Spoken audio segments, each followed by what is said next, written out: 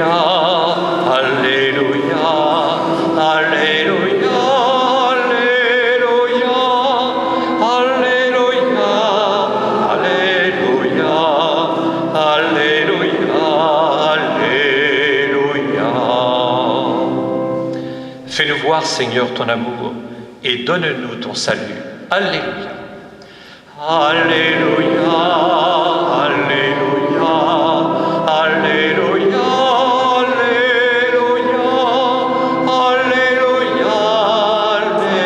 Alléluia, Alléluia, Alléluia, Alléluia. Le Seigneur soit avec vous et avec votre esprit. Évangile de Jésus-Christ selon saint Marc.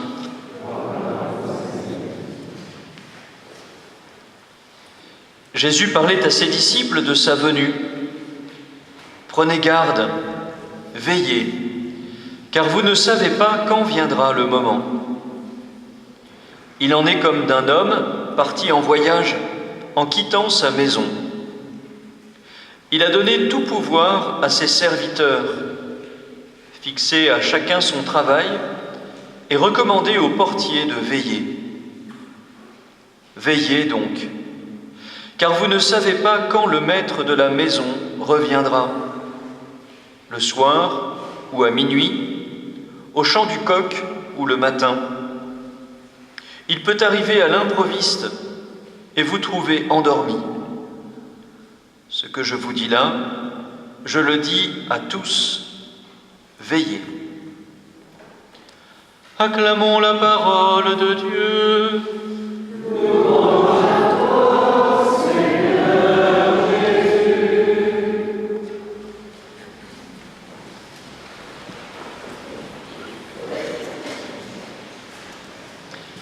Veillez, c'est le maître mot de tout le temps de l'Avent. Le Seigneur le répète plusieurs fois dans cet évangile de saint Marc, évangile de Marc, qui va nous accompagner pendant toute cette nouvelle année liturgique, pendant cette année liturgique. Il le répète plusieurs fois, donc, prenez garde, veillez. Il est recommandé aux portiers de veiller. Veillez donc, je vous le dis à tous, veillez. Alors on le sait bien, c'est le propre de l'Avent que de veiller, puisque c'est le temps qui nous prépare à la nativité de Jésus, à la célébration de la nativité de Jésus, de la naissance de Jésus. Et c'est donc le temps de l'attente de la célébration, de la nativité, de Noël. En même temps, c'est intéressant de se dire, est-ce qu'on attend Noël comme on attend le bus qui arrive en retard, comme on attend quelqu'un qui n'est toujours pas là alors qu'il nous avait dit qu'il serait là à telle heure? Est-ce qu'on attend de cette manière-là? Pas tout à fait. En fait, pendant le temps de l'Avent, il s'agit de veiller, non pas tant parce que nous attendons, même si je suis sûr qu'un certain nombre d'enfants, notamment parmi les enfants de cœur, seraient contents que Noël soit demain. Eh oui, mais si c'est demain, c'est demain. Après, c'est plus dans 3 semaines, donc il faut faire le choix. On sait bien qu'en même temps, la préparation de Noël est quelque chose de presque aussi beau que la fête de Noël elle-même. Et donc, il ne s'agit pas tant d'attendre que d'être attentif pendant le temps de l'Avent. On sait que ça va durer 4 semaines. On n'a pas vraiment envie, finalement, que ça arrive plus tôt, ne serait-ce que parce qu'il y a des préparatifs. Et aussi parce que ce fait d'attendre, ce fait de se préparer, ce fait de veiller, comme le dit notre Seigneur, compte autant. C'est important de préparer nos cœurs. Alors, il s'agit donc d'être attentif, de veiller, et puis en plus, pendant ce temps de l'Avent et le temps de Noël, nous sommes tout particulièrement invités à être attentifs, peut-être aux plus petits, aux plus pauvres, aux personnes plus âgées, aux personnes isolées, à celles qui souffrent plus du froid qui va venir, on nous le dit, peut-être cette semaine, il paraît que le froid va enfin arriver. Alors on peut penser à tous ceux qui ont besoin qu'on veille sur eux, non pas qu'on les surveille, mais qu'on veille sur eux. Il y a là d'ailleurs quelque chose de très beau dans le mot « veiller ». Veille à faire ceci, veiller à faire ceci. Il y a quelque chose de très beau dans l'idée de veiller avec cette idée de bienveillance, la bienveillance. Veiller à faire du bien, être bienveillant, veiller à faire du bien à son prochain. On peut penser à toutes les invitations qui nous sont faites, la banque alimentaire qui a eu lieu pendant ces jours-ci, on peut penser à l'opération de vente des bougies du Secours catholique pour aider les plus démunis, Alors nous, on peut peut-être se fixer chacun un objectif pendant le temps de l'Avent, qui est de veiller au moins sur une personne. Il y a certainement au moins une personne qui attend qu'on fasse un geste en sa faveur, qu'on veille sur elle, qu'on soit attentif à elle pendant ce temps de l'Avent. On peut peut-être déjà se donner comme premier objectif de l'Avent de veiller au moins sur une personne, d'être attentif à une personne. Et puis je voudrais aussi vous inviter à veiller sur vous, à prendre soin de vous. Le temps de l'Avent, c'est aussi le temps pour veiller et prendre soin de nous. Parce que pendant le temps de l'Avent, on a la chance dans l'hémisphère nord, quelque part c'est une chance, que le temps de l'Avent correspond aussi au temps où les journées sont les plus courtes. Le temps où il fait donc un peu plus froid, comme on vient de le dire, le temps où on rentre plus tôt chez nous parce que comme il fait nuit plus tôt, presque quand on sort de l'école ou du collège, il fait déjà nuit, ou du lycée, enfin, pour ceux qui en sortent. Toi, t'en sors pas parce que t'es pensionnaire, mais en tout cas, quand on sort de cours, eh bien, voilà, il fait déjà nuit. On a envie de rentrer chez soi, et puis j'ai envie de dire, on a envie de rentrer même en soi. C'est le moment où, du recueillement, le temps de l'Avent. Alors on peut profiter de ce temps pour vraiment bien vivre ça. Vivre ce temps du recueillement, ça a quelque chose de désagréable et d'agréable à la fois. Il y a un peu, pour parler français, du cocooning dans l'air. Vous savez, c'est une expression qu'on utilise. Prendre soin de soi. Mais au-delà de cela, j'aimerais bien aussi que ce temps de l'Avent pour vous, ce temps où on est invité à veiller, soit un temps où on est attentif au présent. Vous savez combien c'est la maladie contemporaine la plus répandue. Nous sommes tous en train de courir. Alors, un petit peu moins quand on vit à Nogent qu'à Chartres, j'ai l'impression, de ce que je vivais. Un petit peu moins quand on vit à Chartres que quand on vit dans une grande ville comme Paris. Mais tous, on est en train de courir. On est toujours en train de courir après quelque chose. Alors, il peut y avoir une bonne raison, c'est qu'on a 1000 choses à faire. Et il peut y avoir 1000 choses à faire, effectivement. Surtout si on court pour aller prendre soin d'un tel et d'un tel et d'un tel et d'un tel. Ça, c'est des bonnes raisons. Mais on sait tous qu'on est toujours en train de penser à autre chose que ce qu'on est en train de faire. Ça, c'est plus dramatique. Par exemple, là, je suis sûr qu'il y en a qui sont en train de penser que ce midi, à l'apéro, il y aura ci, au déjeuner, il y aura ça. On est toujours en train de penser à autre chose. Et c'est comme ça. Mais quelque part, c'est un peu une maladie. Et pour nous chrétiens, c'est important parce que Dieu, il se dit toujours dans le présent. Je ne sais pas comment vous imaginez l'éternité, le ciel. On peut imaginer l'éternité comme un moment où on va ressasser éternellement notre vie sur terre, plutôt avec ses joies, j'espère qu'avec ses peines, parce que si on se rappelle nos peines pendant toute l'éternité, ça va être terrible. On peut aussi imaginer l'éternité comme un futur qui continue toujours d'arriver. Et en fait, l'éternité, ce sera surtout un éternel présent, ce sera même que ça d'ailleurs.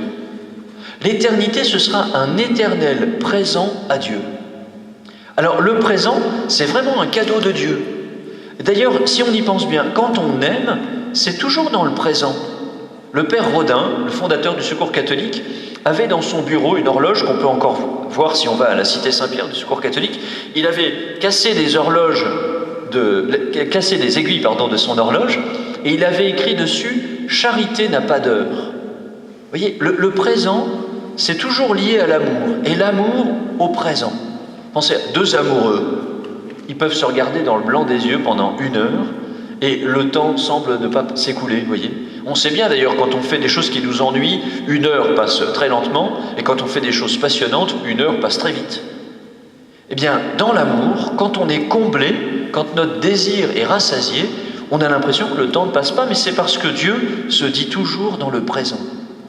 Alors peut-être que ça peut être un bel effort pendant le temps de l'Avent, tout simplement, peut-être pas de faire moins de choses, parce qu'on aimerait tous faire moins de choses, mais on ne peut pas toujours.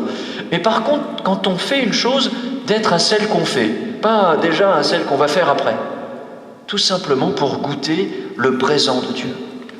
Peut-être qu'une des raisons pour laquelle on court beaucoup et on s'active, c'est aussi que veiller, être présent, ça veut dire aussi être confronté à nous-mêmes.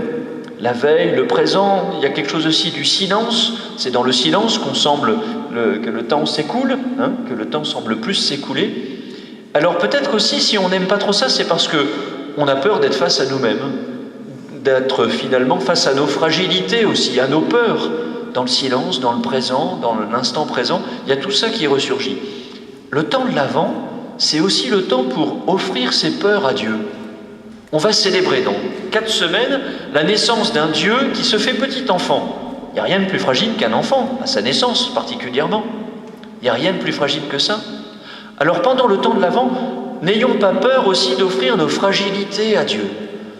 De dire Seigneur, voilà, je vais bientôt te célébrer dans ta fragilité, alors pendant ce temps de l'Avent, où je me sens plus vulnérable, eh bien, je t'offre mes fragilités.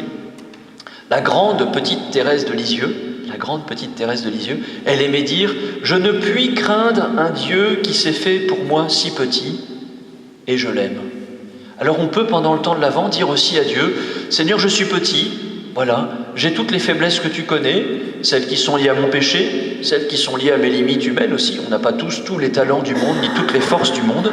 Eh bien, pendant le temps de l'Avent, on l'offre à Dieu. » Une chose qui peut nous aider en sens, je finis par là, c'est peut-être de penser par exemple à la différence entre la manière de préparer Pâques et la manière de préparer Noël.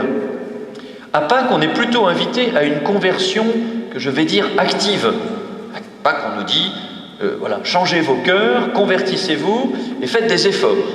Et on sait bien que si on veut changer nos vies, ça ne se fera pas sans nous, mais sans nos efforts.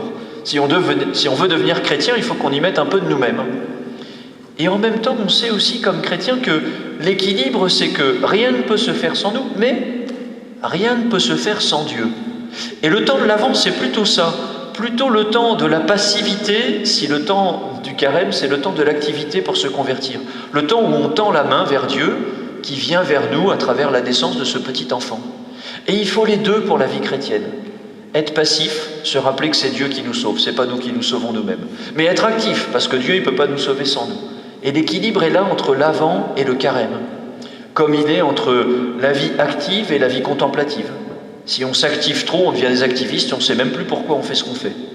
Bon, si on n'est que dans la contemplation, à un moment on va nous dire, dites donc, si tu y crois, il faut que tu t'y mettes quand même un peu, il faut que tu fasses des choses pour ton prochain. Et l'équilibre, il est là, entre la prière, la contemplation et la vie active, entre l'Avent et le carême, entre le fait de se laisser faire et le fait de faire. C'est comme une respiration utile, les deux. Alors on peut demander au Seigneur ce cadeau d'être vigilant donc à une personne, vigilant à nous-mêmes, en vivant bien le présent, chaque instant présent, et puis de ne pas avoir peur dans tout cela, de présenter nos fragilités à Dieu. Pour finir, un dernier petit effort un petit dernier effort du temps de l'Avent, c'est peut-être de préparer un peu mieux les textes du dimanche. Je l'ai déjà dit une fois, et j'avais dit que je le répéterais, alors aujourd'hui je le répète, et je le répéterai encore. C'est très bien si on peut venir le dimanche en ayant déjà un peu lu les textes. On peut lire demain ou après-demain, lundi ou mardi, la première lecture de dimanche prochain. Sur le Magnificat, si on a un Magnificat, on a peut-être des missels à la maison. Sinon, sur Internet, on trouve les lectures, ça c'est pas compliqué. Et puis, mercredi ou jeudi, lire la deuxième lecture de dimanche prochain, et vendredi ou samedi, de lire l'évangile de dimanche prochain. Vous voyez, en plus, c'est une méthode miséricordieuse. Si vous oubliez demain de lire la première lecture de dimanche prochain, vous pouvez vous rattraper le lendemain. Voilà, c'est une méthode miséricordieuse. Puis vous pouvez finir votre prière avec éventuellement les psaumes. Mais si on fait cela, du coup, on va de dimanche en dimanche préparer les lectures, et puis se préparer aussi à accueillir Jésus, qui est la parole de Dieu qui s'est faite chair, le Verbe fait chair. Peut-être que pour y penser, on peut sortir notre Bible de notre bibliothèque, si elle est dans notre bibliothèque, et la mettre peut-être dans la crèche. Enfin, si on a une grosse Bible et une petite crèche, ça va être difficile. Mais si c'est possible, ou en tout cas la mettre pas loin de la crèche, pour y penser que Jésus, c'est la parole de Dieu, et ainsi de dimanche en dimanche, préparer les lectures pour se préparer à célébrer la naissance du Verbe qui se fait chair. Amen.